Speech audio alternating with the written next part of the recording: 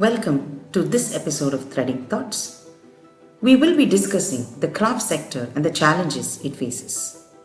India is home to a large number of craft forms, almost greater than 3,000, with artisans spread across the country working with paper mache in Jammu and Kashmir, Zardosi work in Uttar Pradesh, brassware in Haryana, Fulkari textiles in Punjab, and so many more from more southern states.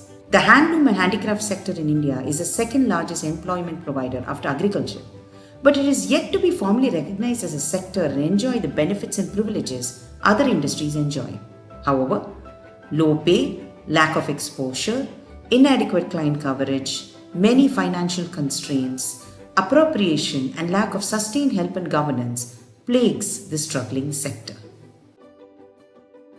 Mr. Somesh Singh is the co-founder of Craft Village. He is also an NIFT alumni, former director and member, Board of Governors, IAM. He was former head of apparel and textiles at National Institute of Design, Ahmedabad, and Innovation and Design from the University of California, Berkeley, USA. A member NBEQF for apparel sector, AICTE under MHRD, and subcommittee on fashion and textile education, Government of India. During his tenure, NID has been awarded the Best Institute in Apparel Training from CMAI for 4 consecutive years. He has also been the keynote speaker at the Retail Summit, Indo-American Textile Summit, Design Summit, and guest of honor in Symposium for Higher Education. He holds patents like the Paunch Proof, eye shops, fashion clinics, and folding helmets. His work has been covered by Time Magazine, Reuters, BBC, CNN, Artstuck, USA Today, and many more. He has been a consultant to leading companies across India and the world. His publications include Clothing from Custom to Customization, 4 S's of Fashion, Fashion Education Perception and Realities, Innovations in Fashion and Creating Learning Ecosystem, and many more. His core areas include research and development in functional and intelligent clothing, managing retail experience, perceptual ergonomics, fashion engineering with teaching specialization in design systems and processes and innovative thinking. In the last 5 years, he has worked tirelessly for the upliftment of the craft sector, creating new models and innovation for training, promotion, and integration to technologies. So welcome to Threading Thoughts. I'm incredibly excited to have Somesh with us today. There's a lot of indigenous and arts and crafts, I think, that either we are not aware of or we have not supported enough. And it really helps that there are a few people who actually struggle to bring this to the fore. And we are so glad that we're able to talk to Somesh and get a better understanding of the sector itself, its challenges, in the way that as a society we could contribute perhaps. Thank you so much. I'm sure you're incredibly busy, always on the move. So it's really nice of you to join us today. Thank you so much. Thank you very much for inviting, Mridula. Thank you. So let me start off with perhaps more like a one-on-one. So what or who exactly do you mean by the craft sector? So, I don't think we have a complete understanding of what this involves or the different facets of it. And also, we would also like to know, some of the major challenges and what is the position today? You would have seen it as a graph almost last couple of years. So perhaps that would help us. See, basically, when we say craft sector, it constitutes of, people who have been doing, handmade and handicraft for many centuries. So it's a more or less now people look at it in a very different manner. But basically, it was part of our culture. It was part of our existence. It was part of everything, how we used to live in various parts of our country.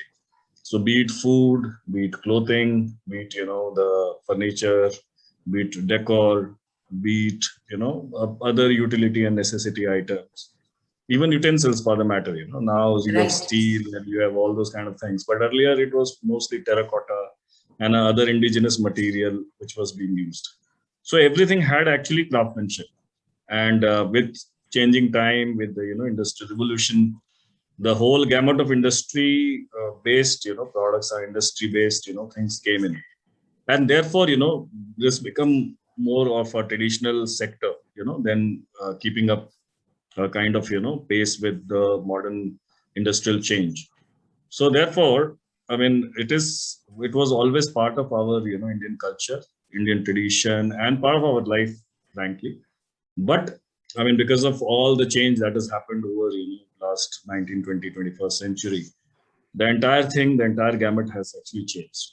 So therefore, now we see the craft is coming from a different planet, but it is not. It's part of our tradition and culture and history, and very much live. Even if you look at from India to Bharat, you see all those things. Still very very relevant and in context.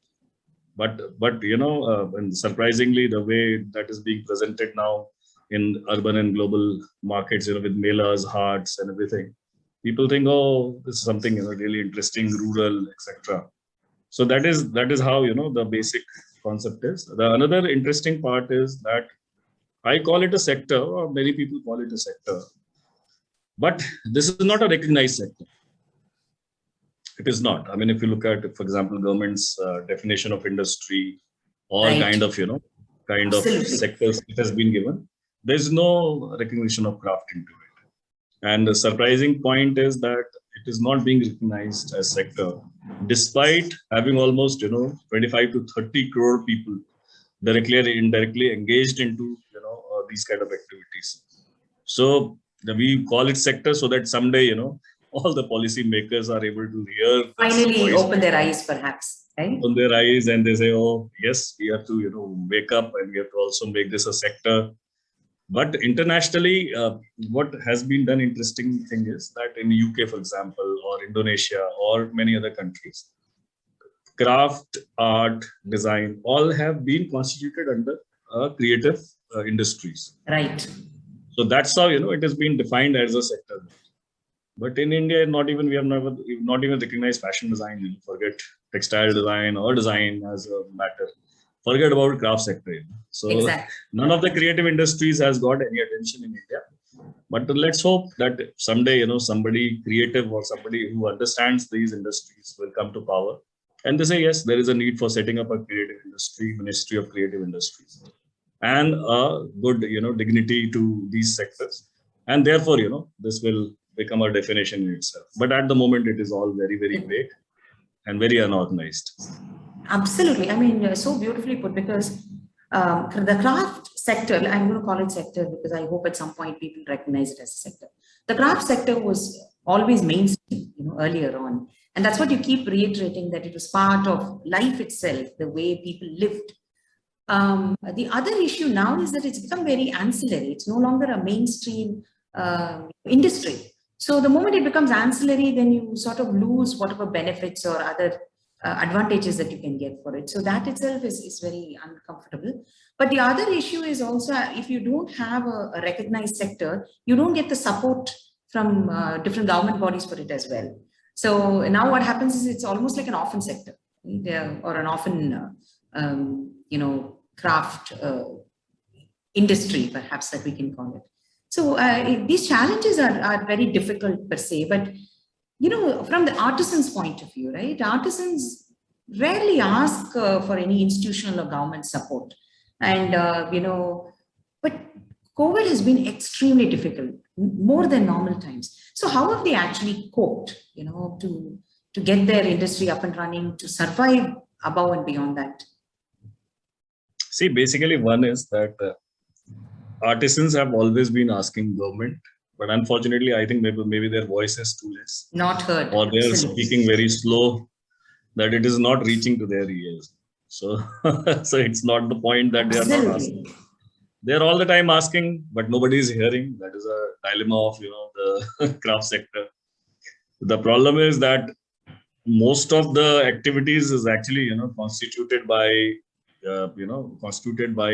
artisan and their families, communities, and even villages and other rural areas. Correct. But they have no say in the entire process. They have no say. It is the craft sector has become more of a political gamut, more of a socialites status symbol, talking about craft, doing some social charity and all that. Absolutely. Right. And then also suddenly see a lot of startups waking and doing all kind of artisanal product in the name of sustainability, organic, and all those things. So the point is, it is a highly exploited sector. There's no direction to it. And unfortunately, the people who are involved and engaged into this entire process, they are not into the decision making or even into thought, discussions and anything. So therefore, I don't think anything is going to happen so soon and so early. So let us see. I mean, we are trying, other people are also trying. So let's see how far we are able to reach in another few years. The second point is about the COVID. COVID has brought very, very difficult time to the sector. It was on its track, and of course, it was giving livelihood, which is again, not very optimistic, because I mean, if you look at the United Nations, UNDP's report, it says that from since 1990s, 40% have artisans have left their work, and they've become a daily wage labor. So imagine the kind of skill loss, it has already done. Absolutely. Right. And also, I mean, look at, if there has been a lot of things happening into the sector, why would these people left their jobs and moved would into have completely opted for unrelated into daily wage sectors? labor, which doesn't require any skills. So from highly skilled to no skill, imagine the kind of skill loss that has taken place in last 40 years. So the point is that what actually was the condition of this sector. It was not so good, even before 2019. But 2020 and 21 actually broke the entire backbone. And many of these artisans are trying to now recover. I mean, I was talking to a lot of artisans. They said, if their income was 100 rupees in 2019, 2020 brought it to almost nil. Then they started, picking up. And now in 2021, it is around 60 rupees. Right. So still, 40 more percentage, 40 more percent to recover. So I don't know how many years it is going to take. The second dilemma is, if you look at the overall income of this community, it is around 5,000 rupees a month, which is very, very bad. Correct. Extremely bad. I mean, what happens? Very, very poor. Yeah. So the point is, their families, their sons and daughters, even a lot of people, they are looking at that there's no income into the sector. So they are not interested to really, retain or be into this sector for that reason. So economics is one major area which is really, creating a lot of distress into the sector. Second is recognition, of course, because the problem is national award is only one. This has happened. If you look at the results of 2021, which has come, 2018, they have announced in 2021. Yeah. So people keep on just waiting and, hoping that someday the applications will open, they will apply. So all these things, you have to look at that. Money and recognition are two most important things for anybody, I mean, the same applies to craft sector as well. Absolutely. So at least, please let us, give that dignity of life and dignity in terms of, what they deserve in terms of money, etc. We should give them, and we should try and, help them achieve that. And that's the purpose. If we are able to achieve, I think we have done enough for the sector. So this is the dilemma. So therefore, there is a lot of distress still, and we hope that, this distress will get better in coming time. No, absolutely. I completely agree with you. This is unfortunate that, there are a few who might not even understand what the sector is about, but it becomes more of dabbling in social causes. I think that is something that somehow, lessens the seriousness of the issues. Because the actual issues are never brought out, and it's just more, let's try and buy from them, and then it just goes into a completely different swirl. So I do agree. But, crafts and crisis, usually during crisis, crafts come to the rescue. They are also the most affected during crises. So there seems to be some sort of this dependent relationship between them. So how have they, survived and especially helped heal in times of great stress or crisis? So you have to understand that, craft can help and assist in crisis, but that is not going to, happen forever. I mean, okay. I mean, for example, you look at, for example, tsunami happened, right? So tsunami dolls become very, very famous, from Auroville. Correct. So that was a symbol of hope, that basically happened. Or even for that matter, the most traditional one can call as khadi. right? So, I mean, the biggest crisis of Indian independence saw, such a massive movement in terms of, developing our own fabrics, and doing the entire theme or doing the entire, thought process of Swadeshi. So, we created that.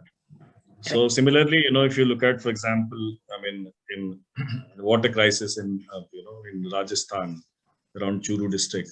So the even, traditional paintings like fur paintings that is being used to create awareness about, water conservation. So craft has always been a survivor, for most of the crisis, right? And I've also written an article, in which I've captured most of the type of crisis, nature of crisis, and how each of the craft form has actually dealt with it. Wonderful. But point is, I mean, one has to also understand that if craft is dealing with a crisis and helping us, overcome that crisis, we have to also look at, their crisis and Exactly. make sure that we should also do something to help them ride over those crises, but that is not happening. So it is important that to build a symbiotic relationship between craft and crisis. If it is enabling us to help stride over a certain kind of crisis, we must also look at that, and we also try and help it stride over certain crisis, because it's a cycle. If craft tomorrow doesn't survive, how are you going to get rescue with certain kind of Absolutely. crisis that is going to come? And another very important point is today people are talking about sustainable life. People are talking about organic, material, resources, everything. People are talking about responsible consumption. People are talking about slow consumption. People are talking about all these things. But the question is, if this is the crisis, right? This is a big crisis, isn't it? There's a global Absolutely. crisis, global warming, everybody is talking about. Most of the answer to these crises lies in most of the craft forms in each of the countries. I'm not talking about India in specific. In most of the countries, the answer to these problems, right, which is a sustainability problem or anti-dumping issues, or even fast moving things. I mean, the point is why you keep on consuming senselessly, because the object does not satisfy you completely. Right. But Right. if you look at, for example, the products and objects which were made earlier, it had a lot of, a lot of linearity in terms of its life cycle, because it used to somewhere connect to your emotions. It used to satisfy you. So therefore, the longevity of those products were much, much higher Correct. than what it Absolutely. is now. So we have all the answers into these, craft forms. But point is, has anybody really initiated a research? Has anybody started to collect information? Has anybody started to do documentation? Has anybody started to look into all these conventional things to basically find solutions to the problem that has been in existence for so many years? So point is, there is a massive crisis. There is a massive crisis, which is there, right, in terms of global warming. And even if you look at, for example, it's very interesting that, I heard from somebody very, very nice. They said, craft is, it's soft power, right? So it's such an amazing thing, global perspective, that craft has that soft power. And it's such an important thing to build, international relations and global relations. But point is, we have never really looked at, craft as a strategic tool. Unfortunately, it is just now remained as an object, Correct. an object which is also, very poorly looking object. It has no glamour, or it has no luxury, it has no premiumness, nothing. So that's the unfortunate part. No, but that's very true. So we have to help the helping hand. In case of a crisis, we only get the help, but we never realize as humans, they've also gone through the same crisis or going through the same crisis, but they have Absolutely. risen above and beyond that. So we never help the helping hand. Very true. But as an artist, I hear you. Artists per se are such a disorganized sector. Although they do try, and I think we are slightly better off than the craft sector, but extremely disorganized with no clear guidelines to sustain and support arts. So I hear you completely on that. But at the same time, from your perspective, right? So looking forward, where are your five suggestions to policymakers and general public to sustain and grow this sector? What would be your five suggestions, perhaps? See, the point is, first suggestion, right, is that we must build appreciation for indigenous things. So it needs to be actually included from in education since beginning, right? So the way, we talk about a lot of things, right? We talk about sports for that matter, right? We talk about festivals for that matter. We talk about so many things. But in our textbook, does craft, find a mention or it find a perspective which goes to students and they, oh, it's a timeless heritage and we need to really Absolutely. preserve. So heritage at large, it has to become part of the education culture, right? And starting from very early age, so that we start believing in it, we start building a value towards it, we build an appreciation towards it, and we feel that is important. I mean, the way we value money, gold, all sort of things. This is also Absolutely. priceless. This is also important, right? But there is no value perception to it. So therefore, I mean, why it is necessary? I mean, money is necessary, gold is necessary, career is necessary, but is craft necessary? Question mark. No, it's not, because we never build a value perception. So the first Right. point is that. The second point is that we have to also look at, I think we have to do a lot of documentation now. First, we have to understand this sector. I mean, in Correct. terms of, if you look at revenue or if you look at numbers, you get in exports, Correct. right? Because somebody's bringing in that perspective and telling you that, okay, we are not even 2% of the world uh, trade. But in domestic market, we've never done a study, in domestic sector itself. So all the time, we keep on getting different figures from everybody. So we don't know the reality. Right. And also, since we have not dug deeper into the entire space, we really don't know the ground realities. And people who work in ground realities, nobody's hearing their perspective. Absolutely.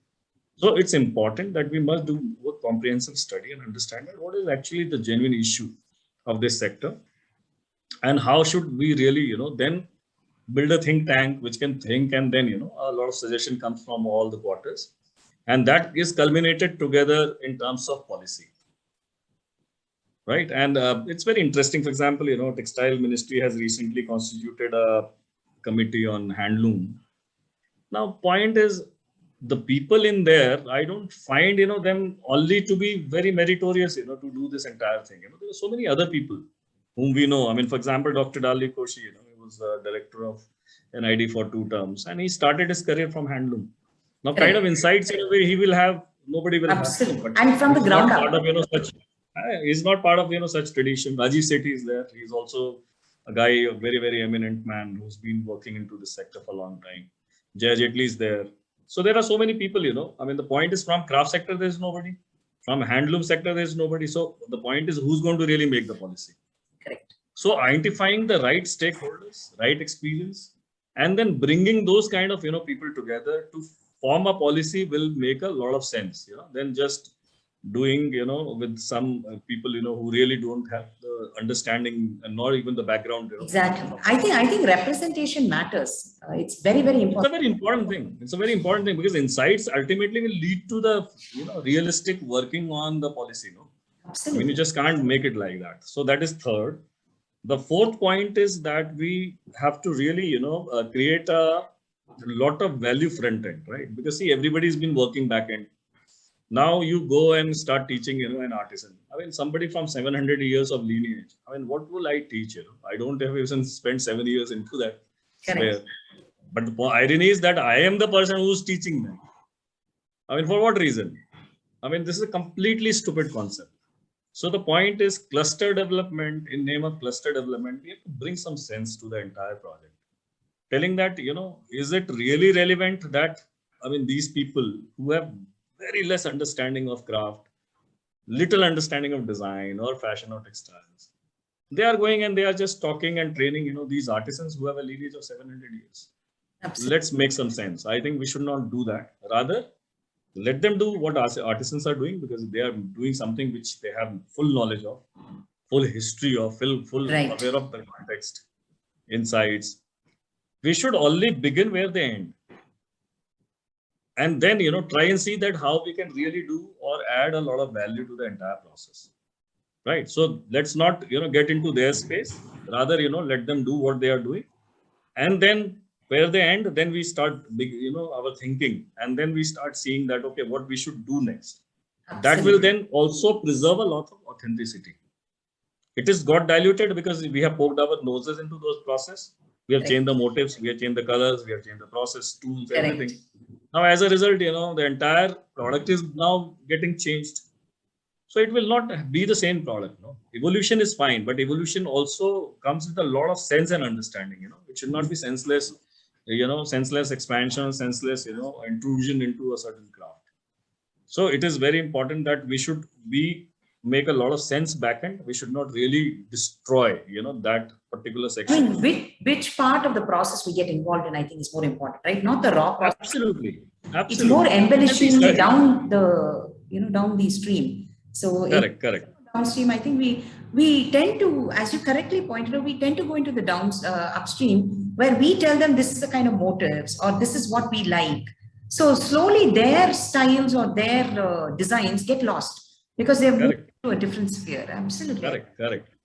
And one has to understand fundamental difference, which I am started to telling the world now, that handmade labor versus artisan.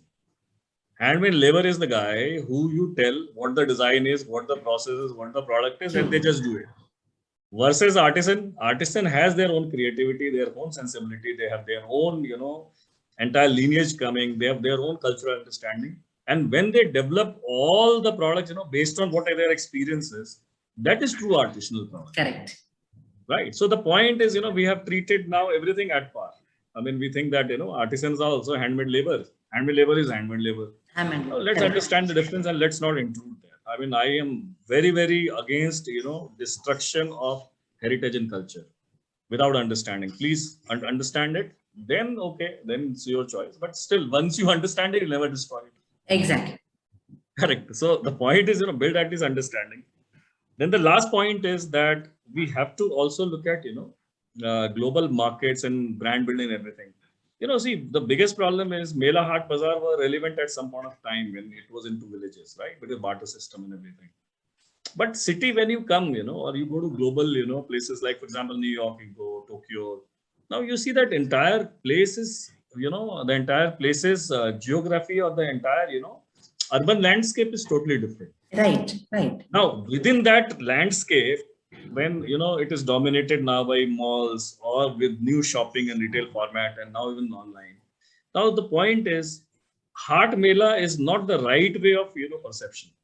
That's not the right way of how you should really present, because they will never get a value. To build a value perception, you have to really work towards brand building, right? So that if somebody values and say, oh, $5,000 for something, oh, this is damn cheap. Versus now, I mean, today if they go to any hard bazaar, they look at a Oh, the product for 5,000. bargaining. The bargaining is unbelievable. Why they are bargaining? Because they don't know about that product. No, because there's no perception. I mean, would you do the same with Louis Vuitton bags or with the Cartier jewelry? You will not do, because you build a certain value perception in your head, no? Through brand building and through retail formats, through communication, through Correct. everything. So the point is, in our cases, even where artisans spend 30 days in making, for example, a painting, they'll find people standing and bargaining with them. I mean, that's so cheap. You have to understand that 30 days. He's just asking some very nominal amount for Very spending. nominal. Exactly. So understanding is missing. So therefore, I mean, we have to really work a lot front end. We have to create a lot of awareness to consumer, and that can only happen through brand building. And that brand building will finally help it from अभी क्या होता है now mostly we are doing daya bhavna with artisan na. He is in distress, chalo kuch kharid lete hain, help them. I mean, that's the way how craft sector is now perceived. I mean, which is so sad. So from from something like, I mean, not required, or something where we are basically being very I mean, with this, we are seeing the sector with so much of daya bhavna. No, it has to be an aspiring one, isn't it? That I aspire to buy this product. I want to possess one piece of that. And I've been aspiring that for, so last 10 years. Now, imagine the kind of value and aspiration it is going to build to those products, rather than, just selling those things on penury or some kind of, donation-based format that, Correct. okay, Exactly. please, our artisans are dying, just donate. I mean, why? You don't need to. And look at the imagery. I mean, the way we do photography of these products, the way we capture artisans. I mean, they look at it as if they are coming from a very poor planet. Correct. I mean, why? what's that imagery? I mean, versus you look at European craft or Japanese craft, look at their photography, look at the sleekness, look at the sophistication. They are also handmade, artisans. They are also the artisans community. They are craftsman community, but they never do, these kind of mistakes. Correct. So these are my five, takeaways and suggestions. Absolutely lovely. Because as you say, they're selling the poverty, not the artisans or the artistry itself. Right? Correct. I think we really need to understand that They're selling the distinction. poverty. Very well said. Yeah. So the problem is, it's the picture that sells, but not their artistry. And as an artist, it's very hurtful. Of course, they're going through difficulty. Nobody's saying no, but it depends on what you want to project.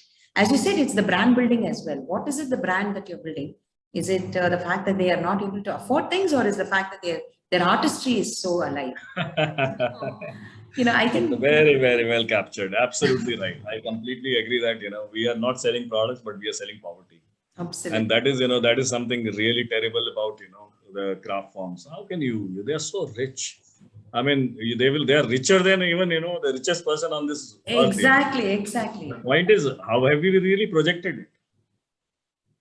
In a penury, in a poverty. Yes, I think we are confused about the measure of richness. So at some point, it's only not just the money or how much they've earned, but what is it that they have in their hand that you and I definitely don't. So absolutely. Yeah, but I mean, it's been such a pleasure, Somesh, talking to you, and it's really been nice. It's been a big eye opener, and your passion just comes through in all your answers. And I do hope at some point, people start understanding this sector itself needs to be a little more well developed, well supported, and also more importantly by people who understand the ground level. This is not like a photo op, which invariably that's what happens with craft sectors. So a little deeper understanding perhaps, and a little deeper help is something that's required. So it's been such a wonderful time talking to you. So I can only thank you. Thank you. Well, before we end, I just want to tell, something really important. So recently I saw some articles, that craft people, the people working with craft sector have gone after Sabyasachi. Yes. Right. So a lot of news and buzz and everything. Now, the point is, when I look from a neutral perspective, right, a designer who's a designer versus a people, working in craft sector. Now, point is, both of them are right at their own places, but also, I mean, what real difference both of them have really made? Sabyasachi, at least, he's done at least the commercial success. So I'm sure that he must have given, so much of employment to a lot of people back end. And which is still, and it's fine, if they are looking at the business perspective. So one of the most important part is I was looking at fundamental issue and I realized that why there is a relationship like, the designer and the artisans is so vague. Correct. And more like a brand and vendor relationship. So I dig a bit deeper and I just, closed my eyes and I went to my NID days. And I realized that, we all did such a terrible mistake, when we were educating children in design. We would always call craft person and they will come do some embroidery, do block printing. They were always like labor, even in Exactly. They were never treated as a partner. They were never. Now, how do you suddenly expect that, that each designer will start treating them as a partner? We've never built a culture at first place in the basic education itself. Correct. So the point is, before to blame Sabyasachi or any such designer, we have to look at our own education system in the design and fashion colleges. Correct. And see whether we have done some kind of justice there. So there are a lot of deep-rooted issues like this which is there. And I think we really, this is a time that we should be really honest with ourselves, honest with the artisan community, and take a pause and think that really, I mean, we are talking about everything in this world. But how honest we are really to this entire community per se, in terms of opening up partnership and with the openness, asking them, okay, today or tomorrow, we share the same dais or the same table, etc., and the same strategy position. I think this is all just big discussions. I don't think that none of this is going to really happen. Yeah, no, absolutely. I think at least this issue has brought to the fore a lot more discussions. At least that is one positive. So I'm glad about that. But let's see how it takes us further. Yeah. So thank you so much, Somesh. It was such a pleasure talking to you. So Thank you so much. Pleasure talking to you. thank you. Thank you. Thank you. Thank you. Bye.